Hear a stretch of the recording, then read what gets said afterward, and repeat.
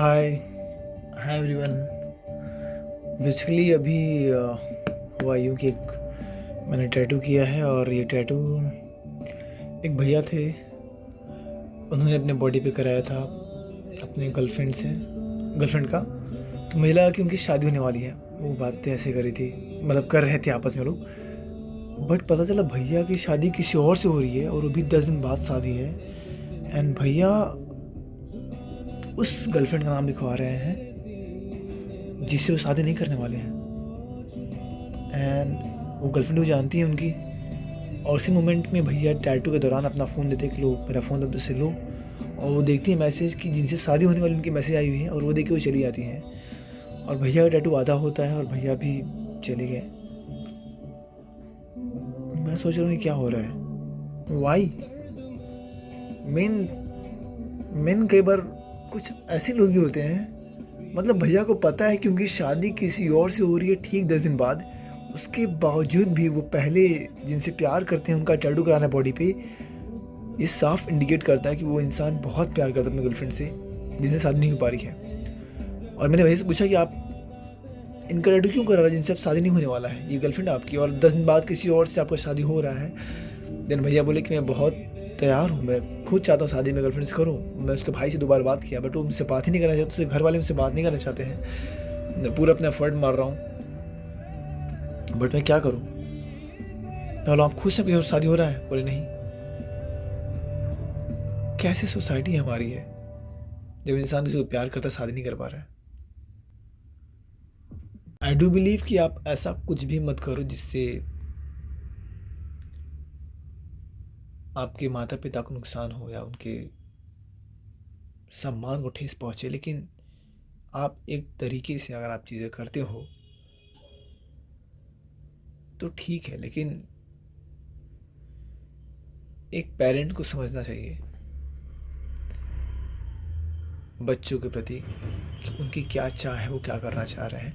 Same thing बच्चों को भी समझना चाहिए कि पेरेंट्स को ऐसा कुछ हम ना करें कि उनको ठेस पहुँचे, उनमें सम्मान को। उनकी भी कुछ उम्मीदें होती हैं बट ये दोनों का म्यूचुअल अंडरस्टैंडिंग होना चाहिए, पेरेंट्स का भी और बच्चों का भी। कई बार पेरेंट्स बच्चों को इतना बांध रखते हैं कि बच्चे अपने मन से कुछ नहीं कर पाते हैं, और सेम कई बार पेरेंट्स। तो कैसे हम समाज में जी रहे हैं लिटरली। आज अभी टैटू में जस्ट अभी जस्ट करके बैठा हूँ, मेरे दिमाग में चल रहा है कि यार ये क्या चल रहा है, ये कैसा समाज है, कैसे लोग हैं, ये हमारा सोसाइटी इसके लिए प्रिपेयर्ड है नहीं है, पता नहीं। अब मैं सोच रहा हूँ भैया का शादी अगर उनसे हो भी जाता है, जो दूसरी लड़की है जिनका 10 दिन बाद उनसे ब्याह होने वाला है, विवाह, लाइफ टाइम वो खुश नहीं रहेंगे।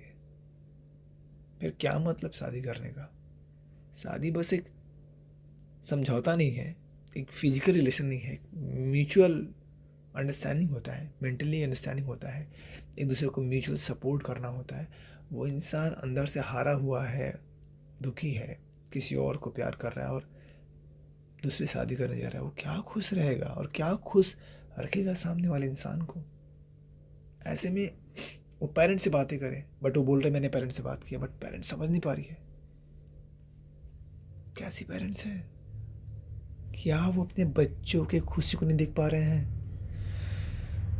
पता नहीं, शायद इस दुनिया में मुझे लगता है कि हर 10 में से 9 लड़का यही कर रहा है और अपने पेरेंट्स की खुशी के लिए अपनी खुशी त्याग दे रहा है।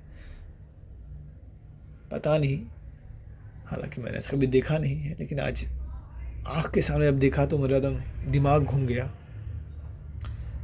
मेरा बस यही मानना है, अगर मैं कभी फादर बनता हूँ और मुझे लगता है मेरा बेटा सक्षम है, योग्य है और लगता है कि वो बेहतर करे लाइफ में और